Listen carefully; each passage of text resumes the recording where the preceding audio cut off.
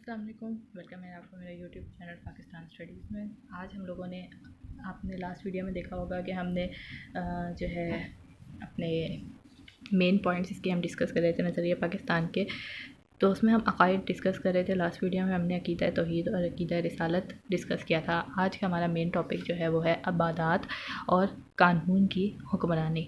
اب اس میں جو ہے ہم اس کو نظریہ پاکستان کے نظریے میں ہی دیکھ رہے ہیں، نظریہ پاکستان کے مطابق دیکھ رہے ہیں، ٹھیک ہے۔ تو اس میں بہت سے MCQs میں نکالتے ہیں، اور یہ جو ہے long question point of view میں سے بھی بہت امپورٹنٹ ہے۔ بہت زیادہ بار جو ہے یہ ہمارے پاس لانگ کوسچن میں پوچھا گیا ہے، تو ٹائم ضائع نہیں کرتے، دیکھتے ہیں اس میں کیا ہے۔ عبادات، ارکان اسلام، ارکان اسلام کے جو یعنی جس کو کہتے ہیں نا کہ ستون، وہ ہیں عبادات۔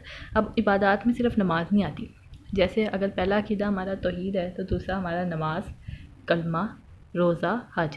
باقی جو 4 عقائد ہیں وہ سارے ہمارے عبادات ہیں، ٹھیک ہے۔ تو توحید و رسالت اسلام کا پہلا رکن ہے، دوسرا رکن نماز ہے۔ اللہ تعالیٰ نے قرآن مجید میں کئی مقامات پر نماز کی ادائیگی کا حکم دیا ہے۔ نماز کو مقررہ اوقات کے مطابق ادا کرنا فرض ہے، یہ بات اب آپ کو اچھی طرح سے پتہ ہے، اس میں کوئی ایسی ڈیٹیل بات نہیں ہے۔ اللہ تعالیٰ نے قرآن مجید میں ارشاد فرمایا، اِنَّ الصَّلَاةَ، بے شک نماز، کانت علی المؤمنین، مومنوں پر فرض کی گئی ہے، کتابن کا مطلب ہے فرض کی گئی ہے، موقوتاً، مقررہ اوقات پر، بے شک نماز کا مومنوں پر اوقات مقررہ میں ادا کرنا فرض ہے۔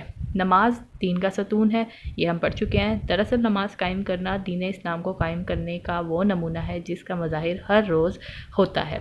اللہ تعالیٰ کی اطاعت کا ایسا ہی نظام۔ اسی طرح سے ہمارا جو اسلام کا تیسرا رکن ہے وہ ہمارا ہے جی زکوٰۃ۔ زکوٰۃ جو ہے وہ ایک مالی عبادت ہے، کیونکہ اس میں ہم اپنے مال کا کچھ حصہ جو ہے وہ نکال کے غریبوں میں جو ہے وہ تقسیم کرتے ہیں، جس سے کیا ہوتا ہے کہ وہ دولت چند ہاتھوں میں اکٹھی ہونے کی بجائے پورے معاشرے میں جو ہے وہ گردش کرتی رہتی ہے اور غریب طبقے تک آرام سے پہنچ جاتی ہے۔ اس کے بعد ہم بات کرتے ہیں ہمارا چوتھا رکن جو ہے وہ ہے جی روزہ۔ روزہ جو ہے وہ فرض کا بہترین اظہار ہے، کیونکہ جب ہم نے روزہ رکھا ہوا ہوتا ہے تو اس میں ہم بہت سارے گناہوں سے بچ رہے ہوتے ہیں اور اپنے روزے کا جو ہے وہ اظہار بھی کر رہے ہوتے ہیں، ٹھیک ہے۔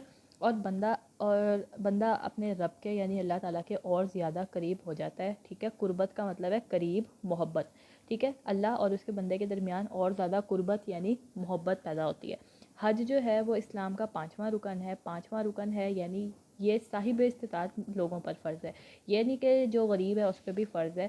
اگر کوئی شخص جو ہے حیثیت رکھتا ہے حج کرنے کی، اس کے پاس اتنی جو ہے وہ رقم موجود ہے، تب وہ جو ہے حج کر سکتا ہے۔ حج کے موقع پر اللہم لبیک کی پکار مسلمانوں کے اتحاد اور بھائی چارے کی ایسی مثال ہے جو دنیا میں کہیں نظر نہیں آتی، یعنی حج جو ہے وہ اسلام کا رکن ہے۔ جب سارے جو ہے خانہ کعبہ کے ارد گرد جو ہے وہ طواف کر رہے ہوتے ہیں اور لبیک اللہم لبیک کی آوازیں پکار رہے ہوتے ہیں، تو یہ جو ہے یہ ایک ایسی مثال ہے جو پوری دنیا میں اور کسی معاشرے میں دکھائی نہیں دیتی ہے، ٹھیک ہے۔ تو یہ اس کے بعد ہمارا جو ٹاپک ہے وہ ہے جی آج قانون کی حکمرانی۔ قانون کی حکمرانی اسلام کے نظام کی اہم خوبی ہے۔ اس کی بنیاد اس تصور پر ہے کہ قانون کا سرچشمہ اللہ تعالیٰ ہے، یعنی تمام قانون، اس دنیا کے قانون کو چلانے والا کون ہے؟ اللہ تعالیٰ۔ قرآن اور اسوہ رسول قانون کی رسول صلی اللہ علیہ وسلم قانون کی بنیاد ہیں۔ بادشاہ اور غلام بھی اس قانون کے سامنے برابر ہیں۔ یوں کہا جا سکتا ہے کہ اسلام کے نظام میں جمہوریت کی روح موجود ہے، یعنی جمہوری نظام ہے ہمارا، ٹھیک ہے۔ حکمرانوں کو باہمی مشورے کے ذریعے فیصلوں کا پابند کر کے جمہوریت کی مہر لگا دی گئی ہے، یعنی یہ نہیں کہ بادشاہ جو ہے وہ غلام پر ظلم کرتا رہے اور اس کو اگر وہ اس پر ظلم کرتا ہے تو اسے بروز قیامت اس چیز کا جواب دینا ہوگا اللہ تعالیٰ کے سامنے۔ تو یہ جو ہے جمہوریت کی مہر ہے ایک قسم کی۔ شرط یہ کہ تمام فیصلے قرآن و سنت کے روشنی میں ہو، یہ نہ ہو کہ قرآن و سنت کے خلاف روشنی جو ہے وہ فیصلے کیے جا رہے ہیں۔ آج کے لیے اتنا ہی۔ ویڈیو پسند آئی ہے تو ویڈیو کو لائک، چینل کو سبسکرائب اور اسے شیئر کر دیجیے۔ اللہ حافظ۔ السلام علیکم اسٹوڈنٹس، امید کرتی ہوں کہ آپ سب خیریت سے ہوں گے، بالکل ٹھیک ٹھاک ہوں گے، فٹ فاٹ ہوں گے۔ آپ کا میرے یوٹیوب چینل پاکستان اسٹڈیز میں سواگت ہے، ویلکم ہے۔ آج کے لیے ہم لوگوں نے جو ٹاپک چوز کیا ہے وہ ہے جی اخوت و مساوات۔ آپ کو پتہ ہے کہ نظریہ پاکستان کے عناصر ہمارے چل رہے ہیں، تو آج کا ہمارا ٹاپک جو ہے بہت ہی امپورٹنٹ ٹاپک ہے، اس میں سے بہت سارے شارٹ کوسچنس بھی بنتے ہیں، تو دیکھتے ہیں اس میں کیا ہے۔ اسلامی معاشرے میں اخوت و مساوات، اخوت کیا ہوتا ہے؟ بھائی چارہ، ٹھیک ہے۔ اخوت آپس میں رہنا، مساوات برابری، ٹھیک ہے۔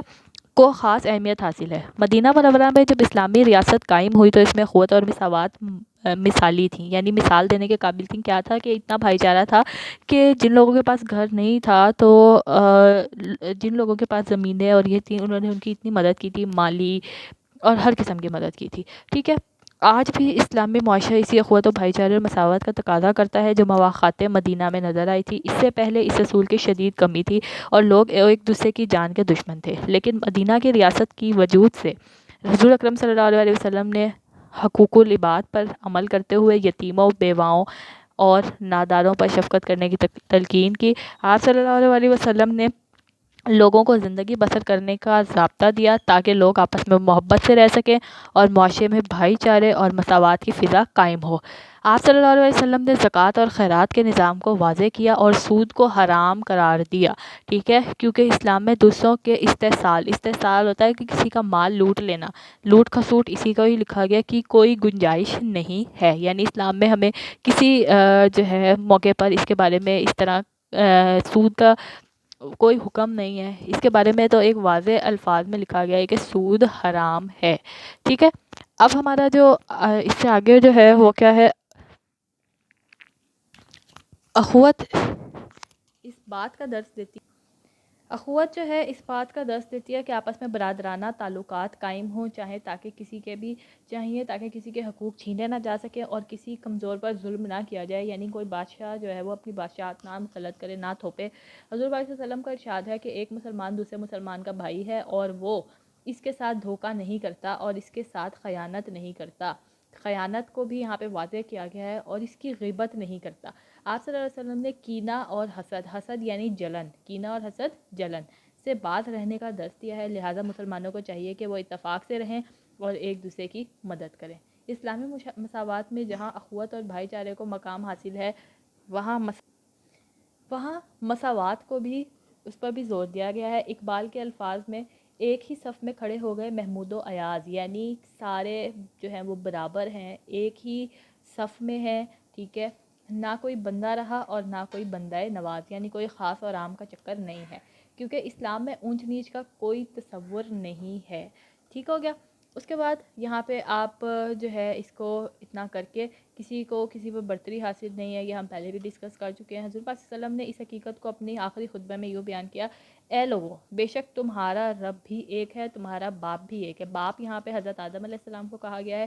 آگاہ رہو، یعنی اس بات کو علم میں رکھو، کسی عربی کو کسی اجمی پر، کسی اجمی کو کسی عربی پر، کسی سفید فام کیا ہوتا ہے، گورے کو کسی سیاہ فام پر، اور کسی سیاہ فام کو کسی سفید فام پر کوئی فضیلت حاصل نہیں۔ فضیلت کا معیار صرف تقویٰ ہے، یعنی پرہیزگاری ہے۔ تم میں سے افضل صرف وہی ہے جو پرہیزگاری کرتا ہے۔ اسی طرح سے یہاں پہ آپ اس آیت کو بھی لکھ سکتے ہیں اپنے، جس کا ترجمہ یا آیت اگر آپ نہیں لکھنا چاہتے آپ ترجمہ لکھ دیں: لوگوں تم کو ایک مرد اور عورت سے پیدا کیا گیا، تمہاری قومیں اور قبیلے بنائے تاکہ ایک دوسرے کی شناخت کرو، اللہ کے نزدیک تم میں زیادہ عزت والا وہ ہے جو پرہیزگار ہے۔ پرہیزگار اب یہاں پہ تقویٰ ہے۔ امید کرتی ہوں ویڈیو پسند آئی ہوگی، چینل کو سبسکرائب کر دیجیے، ویڈیو کو لائک، اپنا خیال رکھیں، اللہ حافظ۔